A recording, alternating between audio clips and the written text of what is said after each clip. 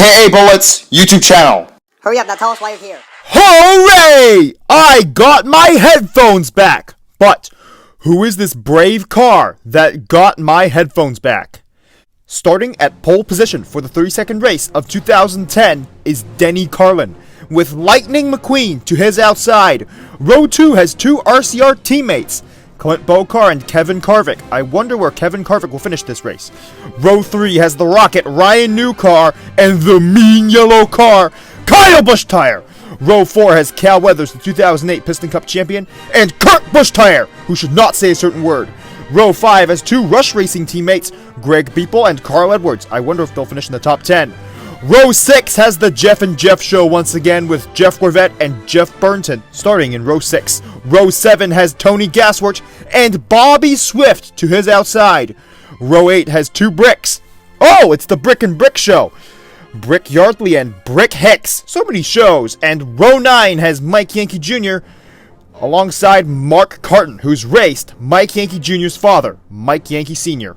Row 10 has Jimmy Cables, who led over 200 laps in the second division race that preceded this one, and Dale Earnhardt Jr. to his outside.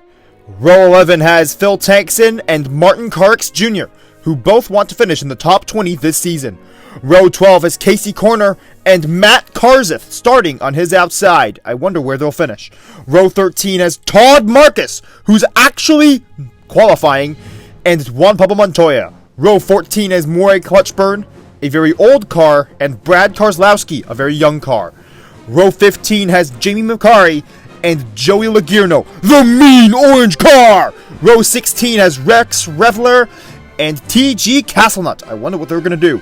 Row 17 has Speedy Comet. He's been quite speedy in practice, and Reb Meeker to his outside. Row 18 has David Raycar and Floyd Movelhill, who has actually won a Piston Cup race. Row 19 has Ernie Gearson, who has won multiple Piston Cup races, and Chip Gearings. Row 20 has Doug Throttleman, the other jumper other than Jeff Burnton, and Jack DePost. Row 21 has Terry Cargus and Edwin Burnout, making his very first Piston Cup start. And starting in 43rd is Danny Kerbin, and he finished ahead of these cars. Unfortunately, they all failed to qualify for this race, among many others. Denny Carlin would lead for the first 9 laps of the race, but unfortunately, what happens on lap 9? Jack DePost would be out on lap 9 because of an engine failure. We're not even on the 10th lap, but Kevin Carvick took the lead right before the caution, and he would lead all the way until lap 17, where Kurt Bushtire would take the lead from him. He'd lead for 1 lap before Chip Gearings would be 36th as of lap 18. Where he wrecks David Raycar! Why? Let's hope it was an accident. Denny Carlin would take the lead after the restart and lead until lap 31, where Cal Weathers would take the lead from him.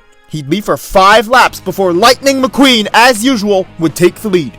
He'd lead for 11 laps before Matt Karzeth would be second as of lap 47, but be beaten to the lead by Jeff Gorvette, who would lead until lap 52. On lap 52, Kevin Carvick would retake the lead. He'd lead until lap 55 for a total of 3 laps before Cal Weathers would retake the lead. He'd lead until lap 61, where another blue car, Kurt Bushtire, would take the lead from him. He'd lead for 2 more laps before Jimmy Cables would take the lead from him. He'd lead for 4 laps, but on lap 67, Brick Yardley would pass him on the high side and take the lead. On lap 70, Rex Reveler would take the lead off of pit cycles. Joey Lagirno would be 20th as of lap 71, where he wrecks Casey Corner. Why? But he wrecks himself right after wrecking Casey Corner. Brick Yardley would take the lead after the restart and lead for 2 laps before Cal Weathers would take the lead for himself, leading all the way until lap 77, where Clint Bokar would take the lead for himself, leading for just 2 laps before Lightning McQueen would take the lead for himself, leading all the way until lap 85. Jeff Burnton would then jump over Lightning McQueen and lead for 4 laps before Lightning McQueen would use the wall to pass Jeff Burnton for the lead. But on lap 97, Brick Yardley would retake the lead. He'd lead until lap 102, where Denny Carlin would take the lead from him. He'd pass him on the low side, but Phil Tankson would pass Denny Carlin on the low side on lap 106 and lead for the next 2 laps before Brick Hicks would take the lead for himself off of pit cycles. But Clint Bokar would take the lead after that, and he'd lead until lap 109 where Ryan Newcar would rocket up to the front. He'd lead until lap 112 where Floyd Mulvihill would somehow take the lead. He'd lead for just 2 laps before Lightning McQueen would retake the lead. He'd lead for 8 laps until lap 121 where Denny Carlin would once again retake the lead.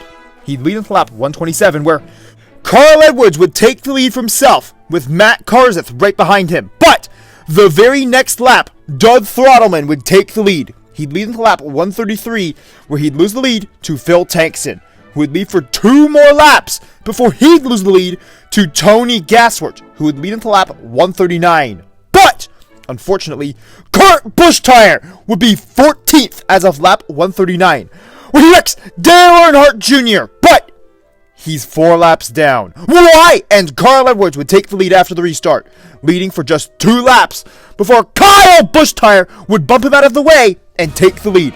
He'd lead until lap 144, where Lightning McQueen would retake the lead.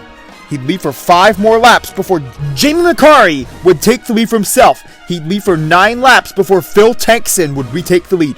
He'd lead until lap 161, where Kevin Harvick would pass him for the lead. He'd lead until lap 165 for a total of 4 laps before Brick Yardley would take the lead for himself, leading for 15 laps before Kevin Harvick would retake the lead. He'd lead for just 5 laps before Bobby Swift would take the lead for himself. He'd lead for 4 laps before Danny Kerbin would be out on lap 189 because of an engine failure. And he's wondering how his engine failed. Well, you are a lower tier racer, and Krusty Loader says this, and Bob Cutlass comments on the fact on how Danny Kerbin refuses to leave the track. And so does Craig Shiftwright, a racing legend. And Rusty's Pity also wonders what is going on. And a FedEx Pity said that someone was being annoying. 1 hour later. Finally, Danny Kerbin got off the track, and Cal Weathers would take the lead after the restart and lead for the next 7 laps until he'd lose the lead on lap 197 to... Who does he lose the lead to? Lightning McQueen, of course. And he would lead until lap 203, where he'd lose the lead to Kevin Harvick, who would lead for just 2 laps before he'd lose the lead to Brick Yardley, who would lead for 2 laps. But on lap 206, Ernie Gearson would be out because he was too tired. Kyle Busch-Tire would take the lead after the restart and lead for 10 laps before Todd Marcus would push him into the wall. Good job. But on lap 220, Cal Weathers would pass him on the high side and retake the lead. He'd lead for just 6 laps before Kurt Busch-Tire would retake the lead for himself, leading for 3 laps before Jeff Gorvette would take the lead once again. He'd lead until lap 233, where Denny Carlin would once again take the lead. He'd lead for 4 laps. Matt Karzeth would be second as of lap 237, but Tony Gasswart would beat him to the lead, leading all the way until lap 242, where Phil Tankson would once again retake the lead.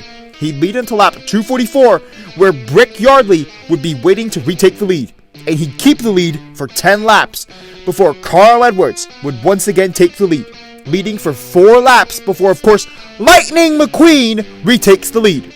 He'd lead until lap 264, where Denny Carlin would, of course, retake the lead. He'd lead for 2 laps, and then Brick Yardley would retake the lead, and lead for another 2 laps. But on lap 268, Kevin Harvick would take the lead and then lead for more than 2 laps. Kyle Busch-Tire would be 19th as of lap 275. When he wrecks Edwin Burnout. Why? On lap 276, Kyle Busch-Tire's teammate Denny Carlin would take the lead for himself and lead for the next 7 laps before lap 283, where Lightning McQueen would once again retake the lead. He'd lead for 12 more laps before Cal Weathers would retake the lead. He'd lead for just 4 laps before lap 299, where Brick Yardley would retake the lead. He'd lead for 9 more laps before Todd Marcus would actually take the lead once again by using the wall. But on lap 309, Jimmy Cables would be back in the lead. He'd lead for 8 laps before Cal Weathers would take the lead off of pit road. And he would keep the lead until lap 324, where Lightning McQueen would once again take the lead. 4 laps later, Kevin Harvick would be back in the lead, and he would keep the lead for 4 more laps before Lightning McQueen would retake the lead once again, leading for 5 laps before Brick Yardley would take the lead from him. Leading until lap 344, with just 6 laps to go, Cal Weathers would take the lead for himself and lead all the way until lap 347, but Lightning McQueen would take the lead with 3 to go and win the 2010 Intersection 350. Brick Yardley would finish second this race. Cal Weathers would finish third, Kevin Harvick fourth, and Denny Carlin rounding out the top 5. The top 5 were actually very good today, leading a lot of laps. Carl Edwards, Ryan Newcar, Jeff Gorvette, Tony Gasworth, and Jimmy Cables round out the top 10. All of the top 10 led at least 1 lap. Todd Marcus, who finished 11th, also led multiple laps. So did Bobby Swift, but not so many. Kurt Busch also led numerous laps this race. Same with Clint Bokar. Unfortunately, Mark Carton, who finished 20th this race, did not lead any laps. And here's the rest of the field. Even Jeff Burnton led laps this race. Same with Jamie McCarry. And of course, Matt Kenseth didn't lead any, as he only led 1 this season. Chip Gearings is the last car to finish on the lead lap, finishing 35th this race.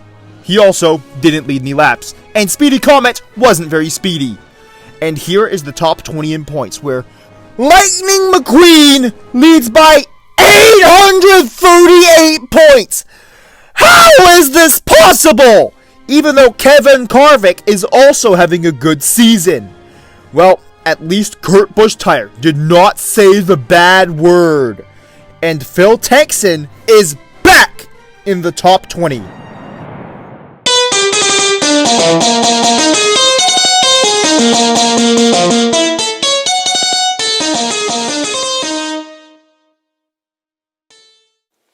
Remember to press the notifications button, which goes ring, ring, ring after you press it. And lightning strikes back, and that's as if you subscribed, of course. And thank you for watching this entire video. Have you noticed that Brick Yardley has finished second place in 3 consecutive races? Brick Yardley, this is too little too late. You're not even in the top 10 in points yet. If Brick Yardley performed like this earlier in the season, he would easily be in the top 10 in points. But yet somehow he is only barely ahead of Kyle Busch, who wrecked another car this race. His very first race. Why? The 33rd race of the 2010 Piston Cup season will be coming out hopefully very soon, but there will be a video tomorrow. I can't guarantee it will be the 33rd race of the 2010 Piston Cup season, as Piston Cup season videos need lots of time to put together. The 2022 Russian invasion of Ukraine is something that has taken way too much time. It's been going on for over 9 months. It started in late February, and now it is mid-December. We are near the halfway point of December. This war started back in late February. It's been almost 10 months. The Ukrainian people just want to live in peace and have freedom, as well as have access to basic heating and electricity services, so that they don't live in the dark and in the cold. But who is responsible for the Ukrainian people not being granted these basic necessities? The tyrant and bully Vladimir Putin, who is not just bullying Ukrainians, but he is also bullying Russians, as he is forcing them to fight in this unjustified war. We at the #KBullet YouTube channel will continue to stand with Ukraine in their struggle against the tyrant Vladimir Putin. Slava Україні! Героям слава! Нехай світ дарується Україні перемога!